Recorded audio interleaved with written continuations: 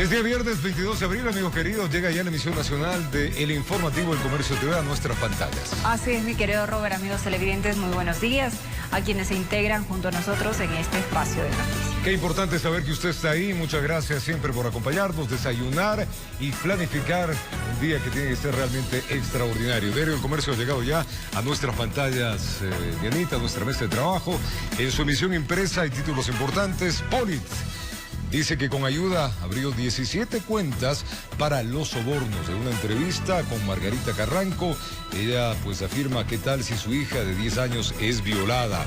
El frío quiteño se combate a pedalazos. Grupos de ciclistas recorren calles de la ciudad de Quito por la noche sin que importen las condiciones del clima. Algunos de los títulos importantes que tiene Diario El Comercio usted lo puede solicitar a su voceador de confianza o evidentemente en su sitio de abastos. Iniciamos de inmediato ya con las noticias. El Gobierno Nacional y 4 bancadas legislativas se ponen de acuerdo tras una visible separación. Por invitación del régimen, dicen, trabajarán en seguridad, economía e institucionalidad de la Asamblea Nacional que involucra a la presidencia de Guadalupe Llori. Los poderes del Estado Ejecutivo y Legislativo queriendo dejar a un lado posibles roces para sentarse a buscar consensos. Al frente Francisco Jiménez, ministro de Gobierno. Homero Castañer, viceministro, junto a Esteban Torres del Partido Social Cristiano. Marcelo Holguín, de UNES que aglutina a los correístas. Marlon Cadena de la Izquierda Democrática. Fernando Flores, de Acuerdo Nacional en representación del oficialismo. El único ausente, Pachacuti, que se excusó. Sin duda, uno de los puntos álgidos, la presidencia de Guadalupe Llori. La presencia de la presidenta Llori en este momento se convierte en un obstáculo para que la Asamblea pueda seguir trabajando. Es así de simple. Nuestra posición ha sido que se cumpla con el término para el cual fueron designadas todas las autoridades, a menos que haya razones evidentes que lo impidan. Y en ese caso, lo mejor para el país debería ser que se cambie al conjunto de autoridades. El que la Asamblea Nacional esté estancada no pasa por una persona. Una persona no hace más que 137. Pasa porque comisiones no están trabajando. Acercamiento que fue propiciado por el Gobierno Nacional en medio de la crisis que vive la Asamblea y el alejamiento del régimen que hoy al parecer pretende limar asperezas. El presidente se ha permitido lanzar ciertas acusaciones con respecto a la Asamblea Nacional. En ese sentido también nosotros demandamos del Ejecutivo que se clarifique como debe ser al interior del órgano legislativo, es decir, a través de sus representantes. La Constitución nos da la posibilidad de gobernar hasta un cierto punto sin la Asamblea. Pero como yo lo he dicho varias veces, no se puede vivir sin la Asamblea. Porque si no hay Asamblea no hay democracia. Primer encuentro en el que al parecer empieza a salir humo blanco. Tras más de una hora de intercambio de criterios se resolvió definir una hoja de ruta que girará en torno a seguridad, economía, que involucra los proyectos de ley, laboral e insistir en el de inversiones. Y finalmente, la institucionalidad de la Asamblea. El anuncio de una probable nueva ley de inversiones que pueda ser presentada, en este caso desde el gobierno a la Asamblea Nacional, tendrá el apoyo siempre y cuando esto no implique privatización. Informó Héctor Romero. Y con 131 votos afirmativos, el Pleno de la Asamblea Nacional aprobó las reformas a la ley de la Contraloría. Según algunos legisladores, esta normativa, dicen ellos, permitirá un mejor manejo institucional. Las reformas a la ley de la Contraloría tienen varios puntos positivos. Legisladores observan uno de ellos, lo concerniente al reemplazo del Contralor en el caso de renuncia, abandono del cargo o ausencia. Es de que cuando sucede este tipo de circunstancias de los subcontralores, de la subcontralores, de tantos subcontralores, lo correcto es ir a la matriz de la elección, ir al segundo de la elección del último concurso. Eso es. En otras palabras, pareciera que se puede hacer justicia con el que toca segundo. Abonar en este caso particular no significa para otras bancadas solucionar el problema institucional de la Contraloría General del Estado. Las reformas aprobadas, aseguran, dejan muchos cabos sueltos. No creo que se solucionan ni se corrigen los problemas de la Contraloría, porque son problemas más estructurales e inclusive pasan por decisiones administrativas de evaluación. Nada ha cambiado en la Contraloría desde que se llevó adelante el proceso de juicio político a Celi. Nada ha cambiado en la Contraloría. Es más, seguimos teniendo la misma duda que teníamos con Celi con respecto a si está legalmente o no está legalmente en funciones el señor Riofrío. A pesar de esto, con la aprobación de estas reformas, indicó el legislador Lloret, son señales de un buen paso para encaminar el trabajo a articulados más completos. Por ejemplo, en casos de control del trabajo de la autoridad, no solamente cuando ha dejado su puesto. Es decir, ya cuando se dan los sucesos, cuando ya no están en funciones. En muchos de los casos cuando ya no están en funciones, sino ¿por qué no tener un control concurrente? Es decir, en determinados procesos en los cuales se necesite el acompañamiento de la Contraloría, ¿por qué no pensar en una competencia concurrente y no un control ex post? Criterios más radicales creen que lo aprobado este jueves en el Parlamento cae en lo inconstitucional. Se refiere al artículo 71 que señala que los funcionarios podrán ser juzgados hasta 7 años después de haber ejercido sus funciones. Cuando la Constitución de la República, en el artículo 233 está diciendo que es imprescriptible, por lo tanto es inconstitucional y aquí la Asamblea está para pisotear la Constitución. No puede ser, eso es inconcebible. Volviendo al principio, aunque se afirma que nada trascendente se solucionará con estas reformas a la ley de la Contraloría, lo miran como una oportunidad para mejorar el articulado en el futuro. Si hablamos de temas de requisitos, hablamos del tema de las funciones como tal en términos muy generales, pues no estamos ganando mayormente. Entonces, como es un proyecto de arrastre, hoy lo que se hizo es cumplir con la formalidad, un proceso adicional, y en esto pues lo que manifiesto es hay que ir a la profundidad, establecer otro mecanismo de socialización mucho más abierta, articulación con las leyes conexas. Ni con la misma Constitución hay artículos que se lo han contemplado. Entonces, desde mi punto de vista, no es un escenario favorable para lo que se ha hecho. Aprobado este proyecto por el Legislativo, el documento deberá ir al Ejecutivo para que el presidente de la República lo sancione u objete. Informó Javier Rosero. Y representantes de consorcios de municipios amazónicos y Galápagos Comaga, organización que alberga 46 gobiernos autónomos descentralizados y juntas parroquiales, fueron recibidos por el ministro de Gobierno Francisco Jiménez y el delegado del Ministerio de Economía Diego Carrasco. La reunión permitió conocer las necesidades de la Amazonía como mejoras viales y la asignación de recursos económicos del presupuesto general del Estado.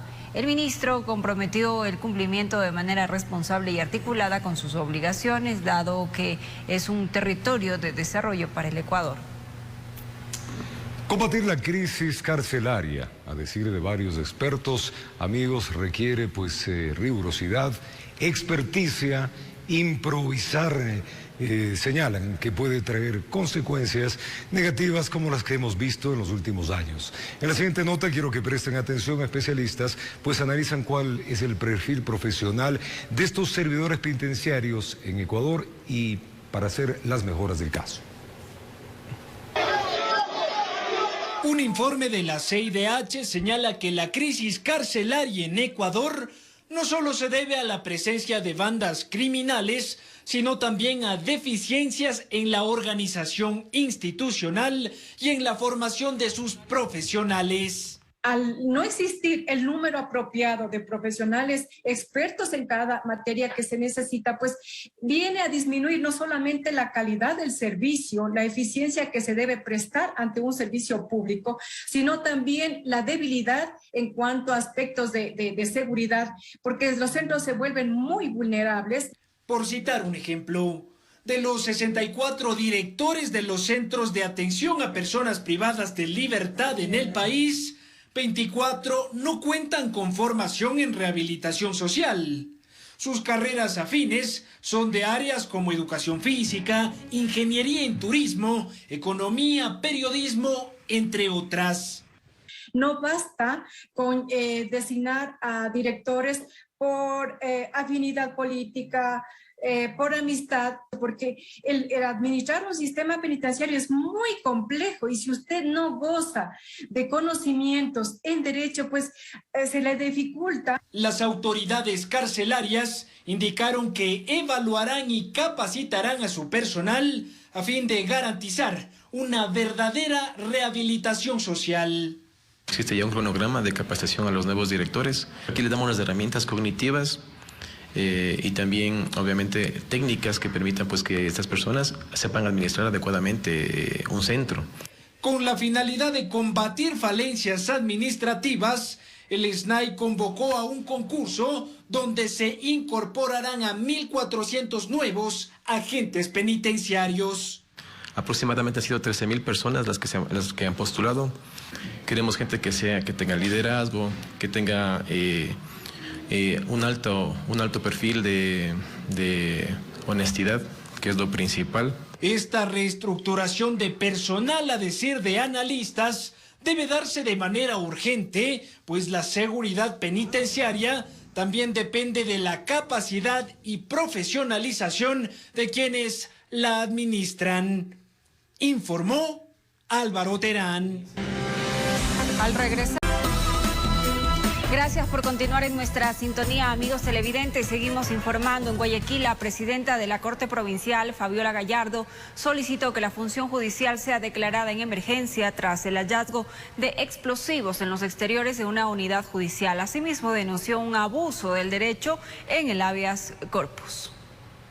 Actuaré con todo el rigor de la ley. Una presidenta indignada y sin espíritu de cuerpo dice que la acción constitucional del habeas corpus ha caído. Abuso del derecho, lo cual ha generado una respuesta de impunidad ante la ciudadanía. Y en el momento en que un funcionario judicial cometa una irregularidad, actuaré con mano dura. No habló del primer habeas que se firmó cerca del mar, pero desde el 9º piso de la Corte anunció que frente a una ola. Propondré una reforma. Debe existir una investigación científica, real, rápida y con la participación de varias instituciones que determine su verdadera condición y estado de salud.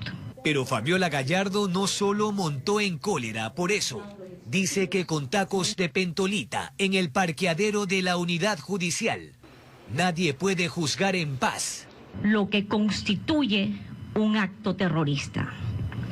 Por lo que solicito que la función judicial sea declarada en emergencia. Tras el desistimiento de alias Junior para su traslado al Hospital Guayaquil, en horas de la tarde, otra alerta. Llamamos a la calma de los pacientes, a la calma de los familiares, a la calma del personal médico, en razón de que está descartada esta amenaza de bomba. El pánico pasó de la justicia a un hospital. Con cámaras de Javier García y Efrén Flores, informó Jorge Escobar. El presidente de la Corte Nacional de Justicia, Iván Seguisela, solicitó una investigación a la Fiscalía y al Consejo de la Judicatura por la concesión de un recurso de habeas corpus. Esto luego de que una jueza multicompetente de Manglar Alto del Cantón Santa Elena concediese este beneficio a un ciudadano holandés vinculado a un presunto delito de drogas, ordenando así su inmediata libertad. Seguisela ordenó nuevamente la detención con fines de extradición del procesado.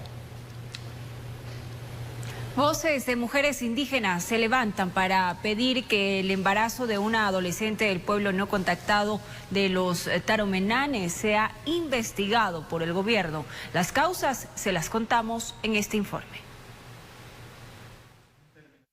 El embarazo de la ahora adolescente integrante del pueblo no contactado de los Taromenane, Conta, que vive bajo la tutela del líder de la comunidad de Bameno, ubicada en la selva de Pastaza, en el Parque Nacional Yasuní, luego de que un grupo guaurani matara a sus padres, debe ser investigado. Ese es el pedido que formuló la Coralle a través del Departamento de la Mujer que preside Alicia Cahuilla, que precisamente es parte de esa nacionalidad ancestral amazónica. Como lo mataron a sus padres y también ella, el temor que tienen, todavía encima le hacen embarazar y es un tremendo maltrato que están haciendo a la niña y también desde Estado no fue responsable de cuidar. Cahuille es nativa de un centro localizado también en el interior del Parque Nacional Yasuní. Considera que este hecho puede generar nuevos conflictos entre Guaorani con los no contactados que, está segura, reaccionarán conforme sus propios códigos de la selva cuando se enteren de lo que pasó con una de sus integrantes. Si lo ven, el hombre taromenani saliendo al mundo de afuera con el territorio guaorani, nos van a matar los vecinos que estamos viviendo al colilante del vecino de Taromenani Guaorani.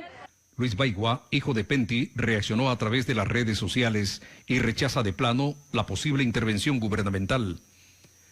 Sobre este pronunciamiento de los Baigua, Patricia Hualinga, líder del colectivo Mujeres Amazónicas Defensoras de la Selva, dijo que consideraciones culturales o costumbres ancestrales no cuentan cuando se trata de hechos de violencia y más aún cuando son sexuales. No por justificaciones culturales podemos ver como algo natural una cuestión que no está bien y que así lo establece el principio de derecho internacional de derechos humanos y la Constitución del Ecuador y las leyes también. De su lado, la dirigente del área de la mujer de la regional amazónica, Confeniae, igual Guaorani, Nemo Quiquita, señaló que las mujeres indígenas están desprotegidas legalmente. En las comunidades es difícil encontrar estas leyes que nos protejan a nosotras las mujeres indígenas. Es complicado, hay que trabajar en esa área. Nosotros de Confeniae estamos empezando con un proyecto. Es un capítulo de una historia que no termina, informó Edwin Fernández. Marco de la semana de vacunación de las Américas, la ministra de Salud, Jimena Garzón, indicó que esta iniciativa tiene como propósito incentivar a la población a vacunarse. Esto contra la influenza. También aplicarse las dosis pendientes, tanto del esquema regular como el refuerzo contra el COVID-19. Existen las suficientes vacunas, señaló, los indicadores siguen a la baja. Y seguimos como estamos hasta ahora con estos indicadores tan favorables. Lo más probable es que podamos tener medidas de relajación como el quitarnos la mascarilla, sobre todo en lugares abiertos. Y seremos prudentes, seguiremos viendo igual qué es lo que sucede en otros países y sobre todo seguiremos insistiendo en la necesidad de continuar vacunándonos. Y la ministra de Educación, María Brown, lideró la segunda mesa de diálogos con gremios de docentes. Durante la reunión efectuada se realizó la rendición del primer borrador del reglamento a la LOE en cuanto a la revisión y mejora del escalafón docente. Además de los actores mencionados, también participaron delegados de las carteras de Finanzas, Trabajo, Gobierno y de la Presidencia de la República. El colectivo Por Quito Verde busca, por la vía de la consulta popular, impedir que se sigan otorgando permisos de construcción en zonas verdes de la ciudad y también en parroquias aledañas. Estos activistas entregaron la documentación respectiva con 5 preguntas a la Corte Constitucional.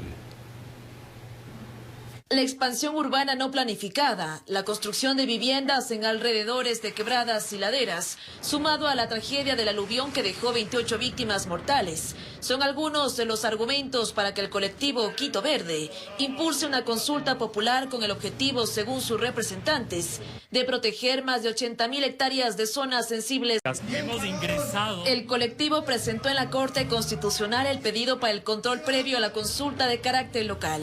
El documento contiene 5 preguntas que pretenden impedir el crecimiento urbano en zonas verdes, protección de parques metropolitanos, además de restringir permisos de construcción. Miramos que lastimosamente la planificación de Quito tiene que ver mucho con los intereses, con ciertas inmobiliarias y no con los intereses de las y los quiteños, que necesitamos proteger nuestra naturaleza porque es parte de nuestra existencia. Los voceros alertaron de algunas construcciones que se estarían realizando de manera irregular en el norte y valles de la ciudad. Mencionaron que los propios vecinos se han opuesto a varios proyectos. Citaron algunos ejemplos. Hemos visto que en el Ilaló se está incluso violando el plan de uso del suelo porque existen permisos de construcción en todo, alrededor de todo el Ilaló. Existe un crecimiento de la zona urbana en el Parque Huanguiltagua.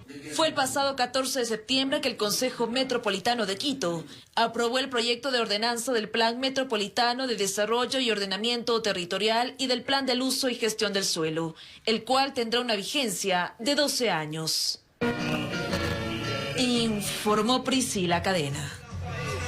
Y las temperaturas mundiales están aumentando debido al cambio climático que de no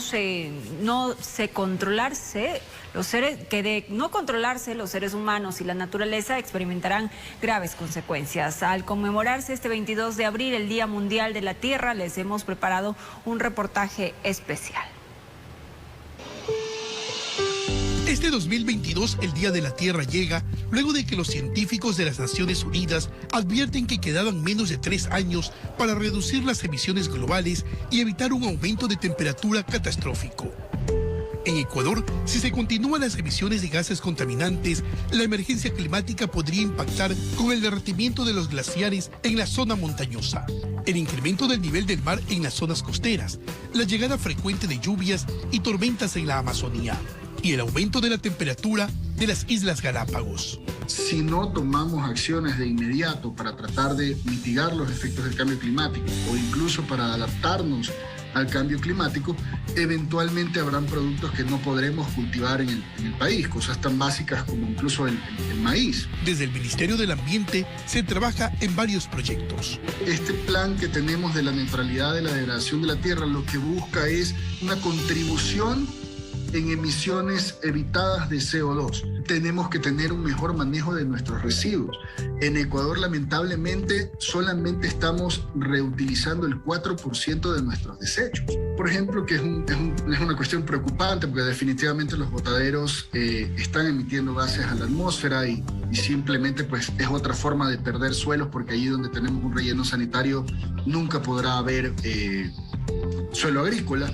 El cambio climático en nuestro país no está ajeno de sufrir las consecuencias de este fenómeno. Entre los impactos más probables que se podría verificar en el Ecuador se destaca la intensificación de eventos climáticos externos, como el fenómeno del Niño, el incremento del nivel del mar, el retroceso de los glaciares, mayor transmisión de dengue y otras enfermedades tropicales. En el año 2020, a nivel mundial se deforestó 4.2 millones de hectáreas de árboles tropicales. De esta gran lista de países incurren 3 de Latinoamérica: Bolivia, Brasil y Perú. Uno de los principales contribuyentes al calentamiento global es la tala de árboles, situación que puede tener un gran impacto sobre la vida en el planeta. Anualmente se talan 10 millones de hectáreas. Es altísimo. Esto es triste no solo por la biodiversidad que se está perdiendo, sino también porque los árboles capturan el carbono, que evitan el cambio climático. Hay deforestación en el Ecuador, sigue habiendo deforestación, es menor a otros años, sí. Se pensó que con la emergencia sanitaria que vivió hace 2 años Ecuador por la pandemia del COVID-19, el planeta respiró una descontaminación. Pero lamentablemente eso no fue así. El viceministro del Ambiente en Ecuador explica el caso. Como estábamos más tiempo en casa, consumíamos más y generábamos más desechos. Y eso sin siquiera entrar a hablar al tema de desechos hospitalarios, ¿no? Porque la mascarilla, ahorita la gente usa la mascarilla un par de días, pero al principio todos estuvimos en regla, nos decían la mascarilla dura 4 horas y a las 4 horas la botaba. Si bien no existe una sola solución para enfrentar el cambio climático y a pesar de que la responsabilidad recae sobre todos los países más desarrollados, aún hay acciones que se pueden hacer para sobrellevar esta realidad, informó Carlos Julio Gurumendi. Y queridos amigos, quiero que presten atención a esta nota. Rescatando Lanitas es un refugio que desde hace 7 años salva de las calles a decenas de peluditos, perritos abandonados y maltratados. Lamentablemente, en este noble trabajo, pues ahora se ve amenazado, ya que se debe desalojar la vivienda donde se encuentran actualmente y lo lamentable es que no tienen a dónde ir. Por ello, pues apelan a ustedes, ciudadanos, y también a la autoridad municipal a que podamos encontrar un terreno, podamos echarles la ayuda necesaria para que se pueda continuar ayudando a esta cantidad de peludos que están en la calle. Veamos.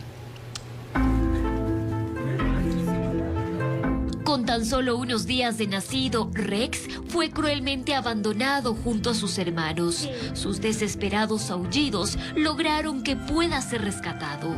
Lo rescatamos apenas hace 2 días, una especie de madriguera. Sus hermanitos ya lastimosamente fallecieron. Que Meche esté viva es un verdadero milagro. Fue hallada en una quebrada prácticamente agonizando.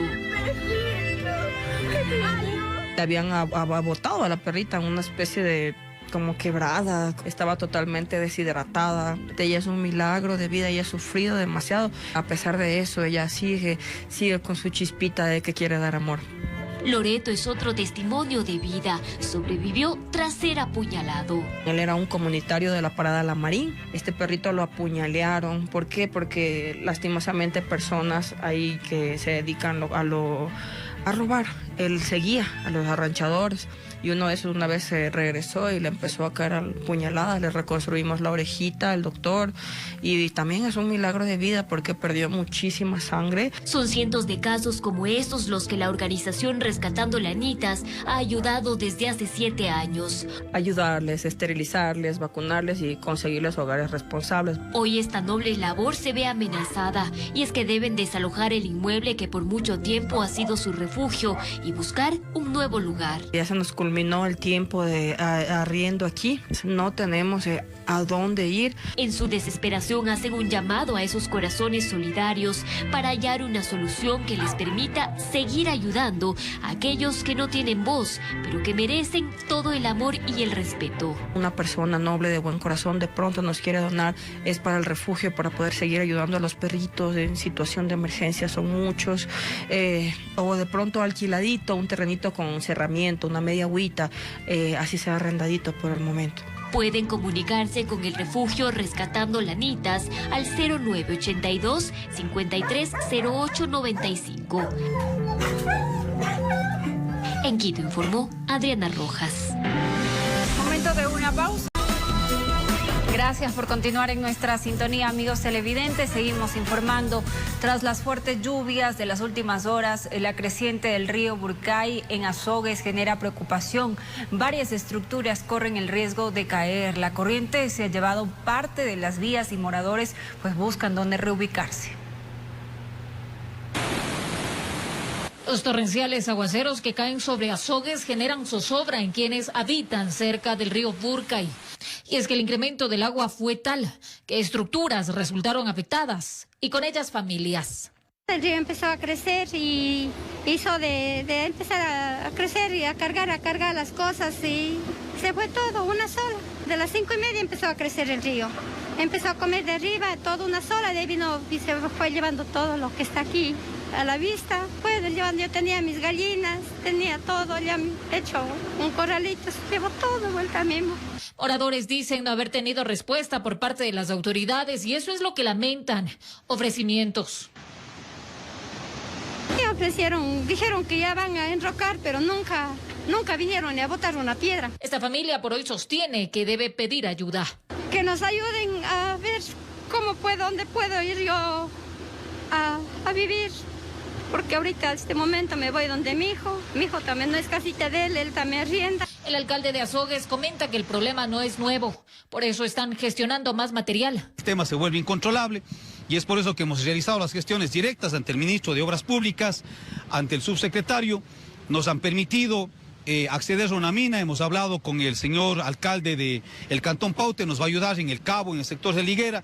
Este momento se ha trasladado a la excavadora y todas las volquetas para traer ya el primer viaje de material de cantera, de piedra para ubicar en este sector. Al momento se realiza el enrocado respectivo para dar una solución al problema ante la potencia de la naturaleza, donde por fortuna no se registran víctimas mortales. Informó Marilyn Jaramillo. 7:31 de la mañana, 6:31 allá en Galápagos. Durante esta madrugada se registró el colapso de una vivienda en el sector de Cotocollao, esto es en el norte del distrito metropolitano de Quito. Lo reportó la AMT en su cuenta de Twitter. Este inmueble afectado se encuentra ubicado en la avenida de la Prensa y al momento se desconocen las razones del colapso. Personal de la Agencia de Tránsito se encuentra en sitio haciendo trabajos de limpieza, por lo que se mantienen 2 carriles cerrados. Ojo con esto, en el sentido sur-norte de la avenida de la Prensa y también Manta hasta la calle Alberto Bastida. Si usted circula por estos sectores, considere vías alternas y evidentemente transite con precaución. Y en el otro tema que tenemos también que contarles ahora es que el operativo Pirámide 3, agentes de la policía intervinieron en varios domicilios que tendrían relación con la captadora de dinero ilegal Grupo Renacer. Los representantes promocionaban inversiones a través de las redes sociales. El milagro de hacer plata, fabricar billetes, se ha convertido en un boom mediático. La proliferación de captadoras de dinero no se detiene y los tentadores intereses que ofrecían don Marquito y don Dieguito llevó a las autoridades a intervenir. La captadora ilegal de dinero Renacer. Se conmocionó la sociedad ecuatoriana porque continúan estos mecanismos subterráneos de economía poco transparente, digamos, opacos. Agentes policiales y fiscales allanaron 7 inmuebles, 5 en Quito y 2 en Guayaquil, relacionados con quienes fungían como representantes de la organización ilegal, así calificada por la Superintendencia de Bancos. Para conseguir la información necesaria que determine cuántas personas, el monto de las inversiones, la transparencia del dinero, los recursos. El modus operandi de la organización bajo la fachada de Grupo Renacer. Sus representantes promocionaban inversiones en redes sociales, ofreciendo a la ciudadanía duplicar su capital en pocos meses con una inversión mínima de $5,000. Entre los indicios levantados, recibos, tarjetas de débito y crédito, registros de personas naturales, soportes de papel, dispositivos de almacenamiento electrónico, laptops, más de $10,000 y una caja fuerte. En este caso no sabemos quiénes más están involucrados. Se han identificado a 2 uniformados de la Policía Nacional, pero esperemos que la información que ahora se obtuvo de los allanamientos nos permita determinar más identidades. Don Dieguito y don Marquito ofrecían a los ciudadanos duplicar el capital. 2 policías activos fueron grabados contando billete tras billete y promocionando a la captadora ilegal. Aquí está duplicado estos 5,000. Tenemos este cheque. Gracias por creer, Marquito. Dios le pague, don Marquito, don Dieguito. A la familia Renacer, Dios le pague. El operativo Pirámide 3 no dejó detenidos. En Quito informó Iván Casamen. Y la Superintendencia de Bancos, amigos, cuenta con 220 supervisores para realizar controles en más de 600 instituciones financieras. Esto incluye las operaciones de captación ilegal de dinero a través de las famosas pirámides en las que participan, incluso, como ya hemos relatado, uniformados, como fue revelado en días anteriores. No es un negocio ilegal nuevo, pero se anisa con los años y la impunidad. Su última versión estuvo en manos de un nazareno que en semejante crisis, sobre cualquier capital, alumbraba el 90% en 8 días. En la Intendencia General de Bancos informan que en 2021 identificaron 36 y hasta abril 8. Tenemos un equipo que monitorea, o tenemos también el rotativo, que monitorea todo mediante sistemas informáticos, alguna publicidad engañosa. Toda la información que levantan pasa a conocimiento de Fiscalía y la UAFE. Y los supervisores, para controlar esas aproximadamente 600 entidades reguladas que realmente sí son competencias, la Superintendencia de Bancos son menos del 40% de eso. O sea, tenemos como 200 y pico. Pero es falta de cultura financiera o institucionalidad. La supervivencia y el desempleo aparecen como principales anzuelos. Empiezan a recoger ciertos testimonios de personas que les ha ido bien, que han podido recolectar o duplicar o triplicar su dinero. Otra característica es que estas captadoras ilegales empiezan a hacer de cierta manera obra social. Preocupa la implicación de funcionarios públicos, como el caso del notario Cabrera en la ciudad de Machala en el año 2005. Luego, el extinto militar Miguel Ángel Nazareno, que develó la participación de cientos de integrantes de la fuerza pública. Y finalmente, agentes de la Policía Nacional, personas con facultades legales y que tienen acceso a crédito institucional. No se está poniendo en práctica o se está haciendo un seguimiento si realmente están utilizando los recursos para lo que lo solicitaron. Eso hay que tener cuidado en ganas justamente de poder reducir las actividades ilícitas. Cabrera y Nazareno ya no están.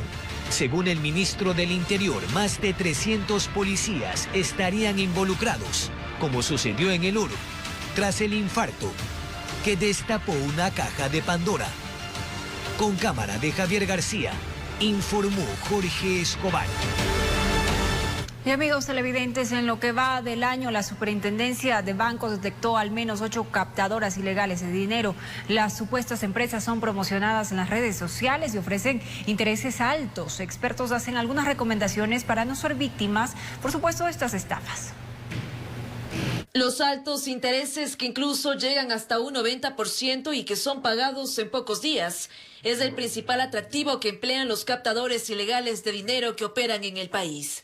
En redes sociales es donde más se promociona a las supuestas empresas, pero hay que estar alertas por el riesgo de que podría perder su capital. Ciberdelincuentes que les indican créditos a muy bajo costo, sino que les indican que pueden invertir su dinero con un interés fuera de lo normal de la banca. Eso nos tiene que llamar a la atención, eso tiene que ya nosotros como ciudadanos darnos una alerta. Los últimos casos sonados, como el grupo Renacer y BitMoney, son parte de una lista de entidades irregulares, 8 detectadas en lo que va del 2022 y más de 73 alertas de captadoras desde el 2019 por parte de la Superintendencia de Bancos.